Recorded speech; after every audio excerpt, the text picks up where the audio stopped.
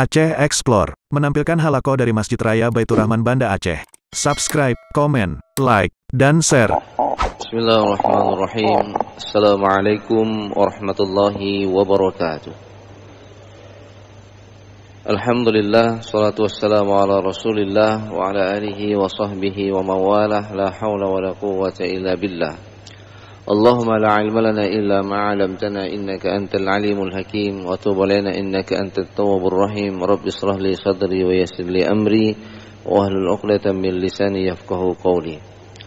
Alhamdulillah, segala puji bagi Allah Subhanahu wa taala. Subuh yang mulia ini Allah masih izinkan kita untuk beribadah di dalam masjid yang mulia ini dan juga masjid-masjid yang ada di sekitar rumah kita. Mudah-mudahan amal ibadah yang kita lakukan di subuh ini lumayan penuh tantangan. Ada hujan yang masih diberikan rahmat oleh Allah Subhanahu wa taala. Mudah-mudahan apa yang kita lakukan pada subuh ini dijadikan pahala yang besar dan agung kepada kita semua, menambah pahala kepada kita semua, dan waktu dan umur yang Allah berikan kepada kita benar-benar untuk menambah ketakwaan kita kepada Allah sebelum kita kembali kepada Allah Subhanahu wa taala. Mudah-mudahan jamaah yang dimuliakan oleh Allah, tidak ada waktu yang kita lalui kecuali kita torehkan kebaikan dan amal soleh. Salawat dan salam kita sanjung sajikan ke pangkuan junjungan kita baginda Nabi besar Muhammad sallallahu alaihi wasallam, Rasul yang menjadi uswah dan qudwah dalam kehidupan kita sehari-hari. Kaum muslimin sidang jamaah salat subuh yang dimuliakan oleh Allah, para pendengar Radio Baitur Rahman, Radio RRI yang dirahmati oleh Allah Subhanahu wa taala. Kita akan lanjutkan jamaah yang dimuliakan oleh Allah Subhanahu wa taala kajian kita pada minggu yang lalu. Kalau minggu yang lalu kita membahas tentang kunci-kunci Allah mendatangkan rezeki, maka pada subuh ini kita akan membahas bagaimana upaya bisnis yang kita lakukan, tentunya bisnis yang diridhai oleh Allah, bisnis yang sesuai dengan nilai-nilai syariah, mendatangkan keuntungan. Jamaah yang dimuliakan oleh Allah, ada jamaah yang bertanya begini, Ustaz, saya sholat 5 waktu tidak tinggal di masjid, tapi usaha saya kok nggak untung-untung. Ada orang nggak pernah datang ke masjid, tapi dia lebih kaya dibandingkan saya. Ini mungkin Ustaz, gara-gara saya ke masjid hilang nasabah saya, hilang konsumen saya, gitu dia. Yang mana nih Ustaz? Nah, jamaah yang dimuliakan oleh Allah Subhanahu wa taala, itu satu kasus. Ada juga begini. Ada orang yang kemudian meninggalkan usaha yang berbasis riba ataupun usaha yang dia dapatkan usaha itu kalau kemudian melalui cara-cara yang tidak benar. Mancing uang dengan uang. Kata orang kan, kalau mancing ikan dengan ikan katanya. Kalau supaya uang turun, mancing uang, kasih uang dulu, tarik balik kemudian. Kalau saya tidak melakukan perbuatan itu, tidak dapat itu proyek. Jadi kalau ingin dapat proyek, saya pancing dulu pakai uang. Jemaah yang dimuliakan oleh Allah Subhanahu wa taala, sampai pada simpulan yang sangat sederhana. Tidak mungkin kita bisa dapat pekerjaan Ustaz kalau nggak melakukan perbuatan yang seperti itu. Nah, jemaah yang dimuliakan oleh Allah Subhanahu wa taala, ada yang mengatakan, ini dalam bisnis ini jangan soleh-soleh kali. Rugi nanti katanya. Makin soleh makin rugi katanya.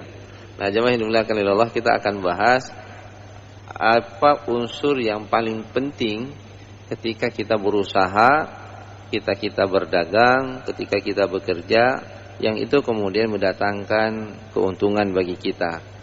Yang perlu saya tegaskan pada subuh ini bahwa keuntungan seorang muslim bukan hanya di dunia, tapi juga kemudian bagaimana usaha yang kita lakukan mendatangkan kebahagiaan nantinya di yaumil qiyamah. Jamaah yang dimuliakan oleh Allah, ada 3 unsur utama yang harus kita miliki. Ini berdasarkan bacaan yang saya kumpulkan dari beberapa sumber. Yang pertama, jemaah yang dimuliakan oleh Allah Subhanahu wa taala, kita harus mempunyai keimanan yang benar dalam melakukan aktivitas ekonomi.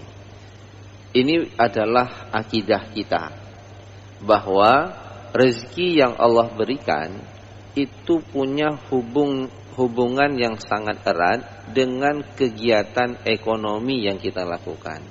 Terkadang kita menganggap rezeki kita, harta kita itu datang dari atasan kita. Tidak ada hubungan dengan Allah Subhanahu wa taala. Sehingga kemudian kita menghalalkan segala cara untuk mendapatkan rezeki tersebut.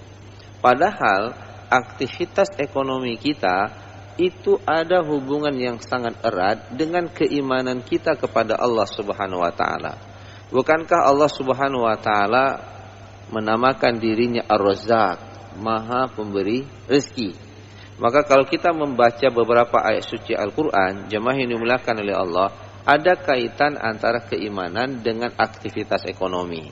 Misalnya nanti kita rujuk firman Allah Subhanahu wa taala dalam surah Hud ayat 84 dengan 85. Wa ila madyana akhahum syu'aiba qala ya qaumi ibudullaha ma lakum min ilahin ghairuh wa la tanqusul mikyalul mizan. Wa ila madyana akhahum syu'aiba, untuk kaum Syuaib, untuk penduduk Madian kami utus saudara mereka yaitu bernama Nabi Syuaib. Qala ya qaumi, Nabi Syuaib itu mengajak kaumnya kepada dua hal. Yang pertama, Ubudullah ma lakum min ilahin ghairuh, sembahlah Allah dan jangan sekutukan Allah dengan sesuatu apapun. Ini bicara akidah, i'tikad. Lalu kemudian yang kedua, wala tanqusul mikya wal mizan, jangan curang dalam takaran dan timbangan. Ini bicara iktisad, bicara ekonomi. Kenapa orang itu curang dalam takaran dan timbangan? Karena dia nggak punya akidah. Jadi boleh saya katakan, dalam berusaha, dalam berdagang, dalam bekerja, dalam cari proyek, apabila kita tidak takut sama Allah, dan kita tidak yakin Allah melihat apa yang kita lakukan, ada masalah dengan akidah kita. Tidak lurus itu. Saya menipu Bapak karena Bapak tidak tahu. Pertanyaannya, Allah yang berikan rezeki kepada saya, tahu apa tidak? Ketika kita katakan, Allah ente tak urus, nah, ini hati-hati Pak. Berarti kita tidak takut sama Allah. Seakan-akan tak persiblah hilang. Nya Allah tak duduk buat sebuah tempat, tak pertama dalam berangkah, ini depa. Nah, gitulah kira-kira. Lalu lakukanlah semua umum. Nanti taubat kemudian. Berarti ada split personality dalam bab keimanan. Masuk ke masjid, nawaitunya jelas, lillahi ta'ala. Masuk ke pasar, harus sama. Allah itu tidak duduk di masjid. Nah, gitulah kira-kira kalau bahasa sederhana. Allah itu ada di dalam masjid, ketika kita menghadap ke arah kiblat. Allah itu ada di pasar Aceh. Allah itu ada di dalam kantor kita. Maka ketahuilah, apa yang kita lakukan, apa yang kita kerjakan, itu dipantau oleh Allah Subhanahu wa ta'ala. Maka jamaah yang dimuliakan oleh Allah Subhanahu wa ta'ala, dalam surah Hud ini dikatakan, jamaah yang dimuliakan oleh Allah, setelah kita berakidah, meyakini Allah, menyembah Allah, maka jangan pernah tinggalkan penyembahan Allah ketika kita melakukan aktivitas bisnis. Jangan tipu karena Allah tidak suka. Jangan curang karena Allah akan murka. Nah, jemaah yang dimuliakan oleh Allah, jadi kalau kita masuk ke masjid tadi sholat subuh niatnya karena Allah, maka ketika nanti kita masuk kantor, yakinilah bahwa ketika kita bekerja, Allah melihat apa yang kita lakukan. Maka bekerjalah sesuai dengan perintah Allah Subhanahu wa ta'ala. Di dalam ayat yang lain Allah Subhanahu wa taala berfirman, ya ayyuhalladzina amanu taqullaha wa dzaru ma baqiya minar riba in kuntum mu'minin. Ini ada cluenya. Jadi Allah katakan, hai orang-orang yang beriman, bertakwalah kamu kepada Allah, tinggalkan perbuatan sisa-sisa perbuatan riba apabila kamu beriman. Berarti kalau kamu tidak beriman, silakan kamu buat riba. Orang yang terlibat dengan riba, orang yang terlibat dengan rentenir, kata kuncinya sederhana, berarti dia tidak beriman kepada Allah Subhanahu wa ta'ala. Orang yang ingin berusaha dengan cara yang curang, orang yang ingin melakukan sogok menyogok untuk dapat jabatan, sederhana, dia tidak beriman kepada Allah Subhanahu wa ta'ala. Nah, ini jamaah yang dimuliakan oleh Allah.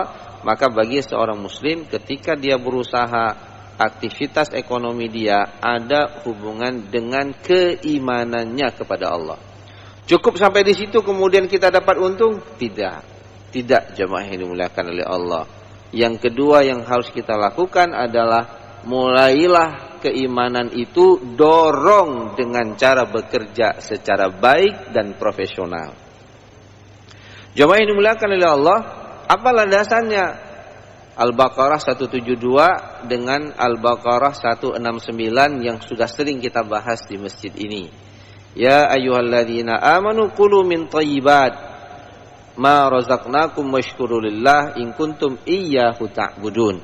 Hai orang-orang yang beriman, ini khitabnya untuk orang yang beriman yang punya keyakinan bahwa aktivitas ekonomi itu tidak mempunyai hubungan yang sangat erat dengan keimanan. Maka Allah katakan, hai orang-orang yang beriman, kulu, kata-kata kulu ini bekerjalah kamu, berusahalah kamu, juga artinya khuzu, ambillah ma razaqnak min thayyibat ma razaqnakum, segala yang baik-baik dari apa yang telah dirizkikan oleh Allah Subhanahu wa taala kepadamu. Jadi jemaah yang dimuliakan oleh Allah, keimanan harus didorong oleh profesionalisme di dalam bekerja dan berusaha.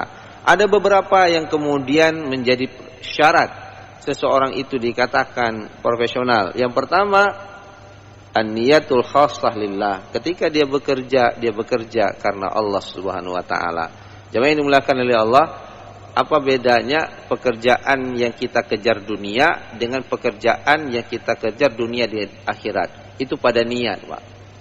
Sama nih seperti kita sholat. Ini kita mau sholat subuh atau sholat sunat fajar? Apa yang membedakannya, Pak? Kan dua-dua rakaat juga. Pada niat.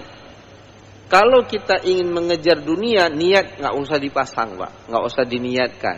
Maka kita akan dapatkan apa yang ada di dunia. Kita bekerja secara baik, kita bekerja secara profesional, kita punya kepakaran, kita punya lobby, kita dapat. Tapi itu dunia. Tapi ketika kemudian kita keluar dari rumah, kita buka pintu toko kita buka pintu kantor kita mulai setiap pagi, ya Allah, aku bekerja karena perintahmu. Karena Allah dan Rasul mengatakan, barang siapa yang bekerja mencari rezeki Allah, dia keluar dari rumahnya, maka dia berada dalam jihad fisabilillah sampai dia pulang ke rumahnya. Kenapa? Karena ini perintah Allah. Allah menyuruh kita bekerja. Tapi jarang-jarang kita ketika bekerja menghadirkan niat bahwa pekerjaan ini aku lakukan karenamu ya Allah. Kalau kita hadirkan itu, kita dapat dua hal. Yang pertama, kita mendapatkan dunia. Lalu yang kedua, kita mendapatkan akhirat.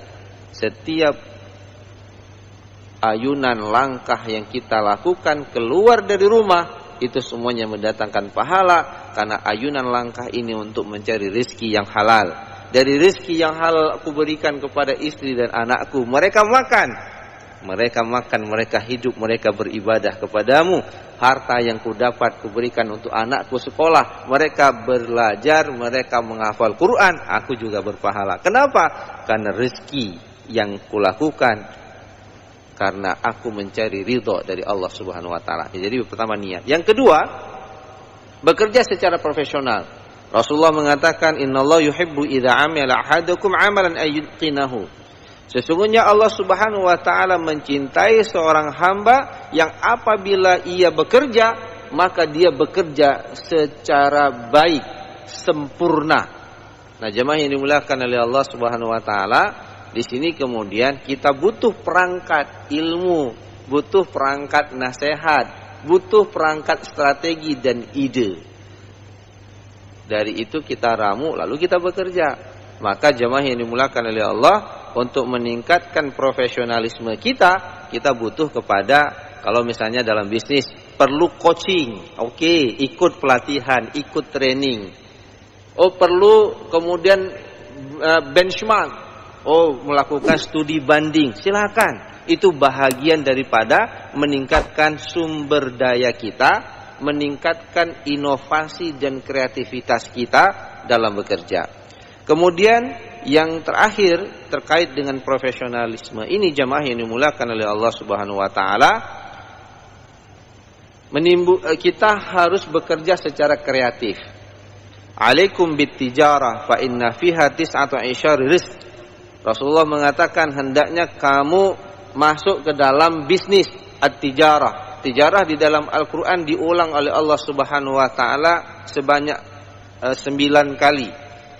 Tijarah dengan al-ba', itu semuanya bicara tentang bisnis. Lalu pertanyaannya, dia jualan Tahiti, saya jualan Tahiti. Kenapa Tahiti dia lebih banyak yang beli dibandingkan punya saya?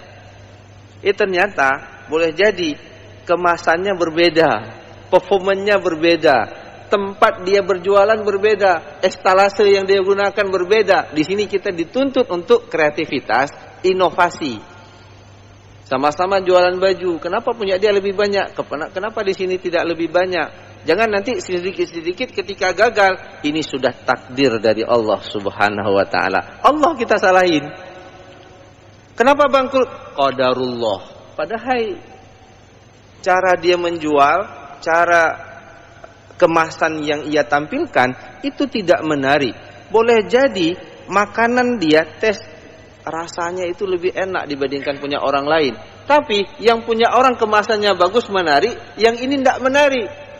Nah, jemaah yang dimuliakan oleh Allah, berusahalah, carilah inovasi, carilah kreativitas. Kalau orang di Jawa misalnya, dia bisa jual kerupuk dalam berbagai rasa. Kalau di Aceh mungkin cuma satu rasa. Coba kita buat rasa yang beraneka ragam, lalu dibuat dengan kemasan yang baik, kemasan yang menarik, kemasan yang kemudian orang kalau ngelihat itu yang pertama nampak. Disinilah kemudian dituntut adanya kreativitas. Jadi kalau bahasa sederhana, apa beda dia dengan saya? Kalau dalam dagang, barangnya sama, tapi apa yang menyebabkan orang itu suka dengan barang kita? Ini yang kemudian kita harus cari perbedaan-perbedaan. Disitulah dibutuhkan adanya inovasi, disitulah dibutuhnya adanya kreativitas, sehingga kita bisa berbeda dengan orang lain, dan orang lain kemudian tentunya akan lebih tertarik dengan produk ataupun usaha yang kita lakukan. Dan ini dalam semua bidang. Nah, yang terakhir, jemaah yang dimuliakan oleh Allah Subhanahu wa Ta'ala, ini yang juga perlu untuk kita lakukan, dan ini merupakan sesuatu keharusan kalau kemudian bisnis dan usaha kita ingin mendapatkan keuntungan, bukan hanya di dunia tapi juga di akhirat. Bahwa seorang pekerja, seorang pelaku harus menghiasi dirinya dengan akhlakul karimah. Jemaah yang dimuliakan oleh Allah, sehebat apapun produk bisnis syariah, kalau dijual dengan cara yang tidak punya akhlak, orang tidak akan lihat. Akhlak adalah performance, penampilan yang itu muncul di tengah-tengah permukaan yang paling mudah untuk dilihat. Maka Rasulullah mengatakan, jemaah yang dimuliakan oleh Allah, akmalul mu'minina imanan ahsanuhum khuluqa. Sebaik-baik keimanan seseorang adalah yang paling baik akhlaknya. Anda boleh banyak berzikir, Anda Masya Allah sholat subuh berjamaah 5 waktu, subuh di masjid 5 waktu nggak pernah tinggal, ya, baca Qur'annya oke, tapi ketika Anda berbicara dengan orang lain, mengkasari, menghardik, tidak bisa menghargai orang tua, maka kita tidak punya arti sama sekali di tengah-tengah masyarakat. Semakin tinggi keimanan kita, semakin tinggi ilmu kita, semakin baik akhlak. Itulah ukuran dia beriman kepada Allah ataupun tidak. Maka jamaah yang dimuliakan oleh Allah Subhanahu wa Ta'ala, Rasulullah juga mengatakan di dalam hadis yang lain, innama bu'istu liutammima makarimal akhlak. Aku diutus oleh Allah Subhanahu wa Ta'ala, tujuannya untuk menyempurnakan akhlak manusia. Jadi bukan Rasulullah katakan aku diutus untuk menerapkan syariat Islam. Kenapa? Syariat Islam, beribadah kita kepada Allah, melaksanakan hukum-hukum yang ada di dalam Al-Quran, tujuan akhirnya, outcome-nya kalau dalam bahasa luar, outcome-nya, performance yang ingin diinginkan dengan penegakan syariat Islam.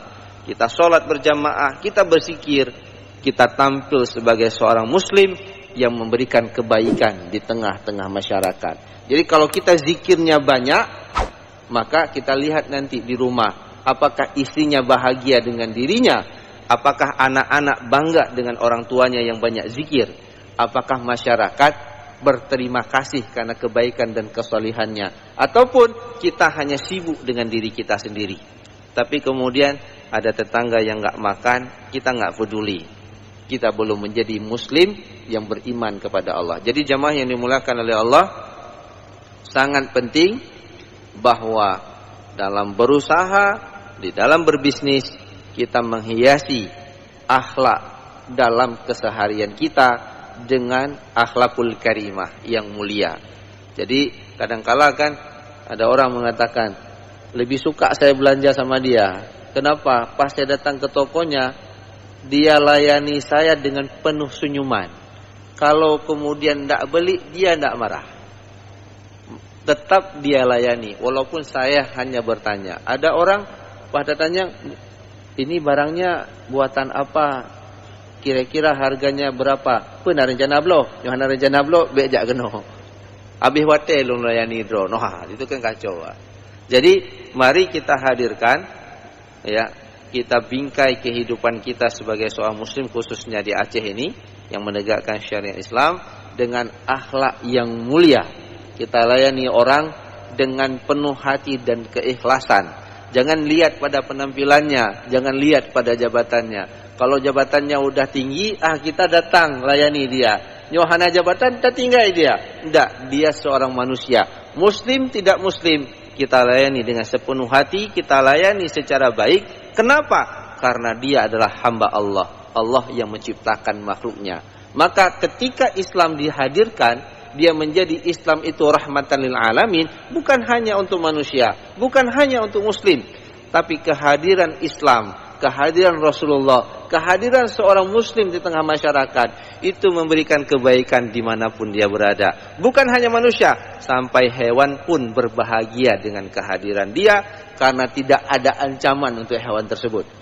Kehadiran kita memberikan kebaikan kepada tumbuh-tumbuhan. Kenapa? Karena kehadiran kita memberikan kebaikan untuk lingkungan yang ada. Oleh karena itu jamaah yang dimuliakan oleh Allah, 3 hal ini menjadi sangat penting.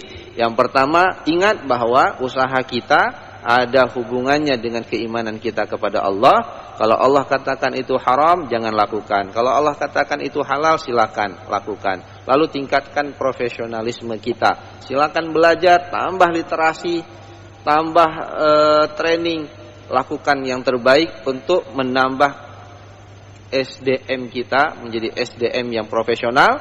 Lalu bingkai itu semuanya dengan kebaikan akhlak kita. Insya Allah, saya sangat yakin jemaah yang dimuliakan oleh Allah, kalau ada orang non muslim misalnya ngejual barang, kita juga ngejual barang, mereka punya 2 kekuatan, kita punya 3 kekuatan. Kekuatan mereka profesional, kita juga punya profesional. Akhlak mereka dalam jualan hebat, Pak. Pelayanannya nomor 1, prima, Pak. Senyumannya simetris, 2 cm ke kiri, 2 cm ke kanan. Tapi yang ketiga, yang pertama yang mereka tidak punya, bahwa mereka bekerja untuk dunia, kita bekerja untuk kehidupan setelah kematian. Kalau mereka ingin dapat kekayaan, kita akan bekerja lebih hebat karena kita ingin mendapatkan ridha dari Allah Subhanahu wa taala. Maka dorongan motivasi kita bekerja itu lebih hebat dibandingkan mereka. Mereka dorongannya bekerja untuk dapat harta dunia supaya ketika tua aja mereka tidak miskin, mereka bisa menikmati hari hidup. Kita berbeda. Karena ketika kita bekerja, limit pekerjaan kita, batasan pekerjaan kita bukan dunia yang kita cari, tapi setelah kehidupan di yaumil akhir nanti, mati kita dibangkitkan oleh Allah, di situ kita akan menikmati kebaikan demi kebaikan. Oleh karena itu, cara kita bekerja lebih panjang dibandingkan orang-orang non muslim bekerja. Kenapa? Karena iman kita menghiasi semua aktivitas yang kita lakukan. Mungkin hanya ini yang dapat saya sampaikan. Mudah-mudahan ada manfaatnya. InsyaAllah kita lanjutkan kajian kita pada minggu Rabu yang akan datang. Hadanallahu wa iyyakum ajma'in. Wallahu muwaffiq ila aqwamit thariq. Assalamualaikum warahmatullahi wabarakatuh.